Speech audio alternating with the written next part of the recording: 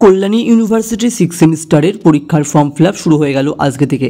আজকে 14/6/2024 থেকে আগামী 27/6/2024 তারিখ পর্যন্ত তোমরা কিন্তু এই ফর্ম ফিল আপ করতে পারবে। কীভাবে ফর্ম ফিল আপ করবে পর তোমরা দেখে নাও।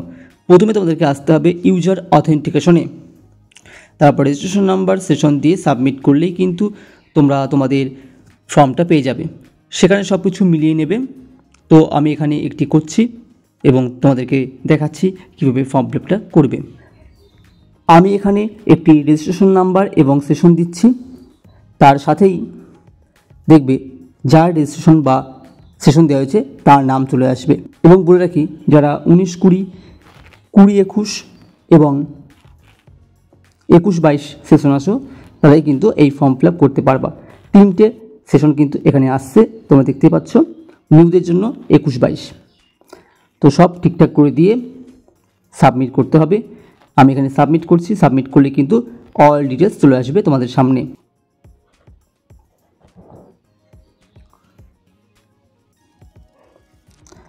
তারপর ডিটেলসে কিন্তু অল ডিটেলস পেয়ে যাবে। College name, guardian name, mobile number, Aadhaar number, ABC number তোমাদের কিন্তু এখানে দিতে হবে, যাতে থাকবে না দেওয়া।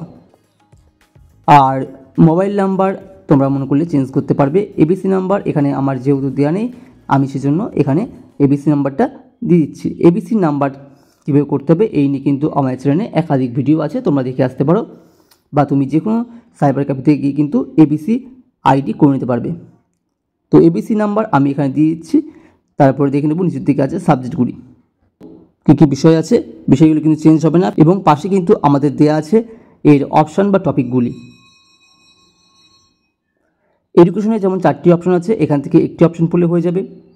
4টি অপশন থেকে কিন্তু প্রশ্ন থাকে। বাংলার জন্য একটি অপশনই আছে এখানে। তো প্রত্যেকের অপশনগুলো দেখে নেবে এবং সব ঠিকঠাক থাকলে নিচের দিকে টিক চিহ্ন দেবে এবং সাবমিট করবে। সাবমিট করার পরে কিন্তু তোমার ডিটেলস কিন্তু আর একবার শো হবে। সব ঠিকঠাক আছে কিনা দেখে নেবে। একদম চলে যাবে নিচের দিকে, দেখবে প্রিন্ট অপশান আছে। এখান থেকে তোমরা ফর্মটা প্রিন্ট করে নিতে পারবে এবং প্রিন্ট অ্যাডমিট কার্ড অপশান থেকে কিন্তু তোমরা অ্যাডমিট কার্ড প্রিন্ট করে নিতে পারবে। দুটো প্রিন্টই কিন্তু তোমরা করে নিতে পারবে, প্রিন্ট কিংবা প্রিন্ট অ্যাডমিট কার্ড। তো এখানে প্রিন্ট অপশান করলে কিন্তু তোমাদের ফর্মটা প্রিন্ট হয়ে যাবে।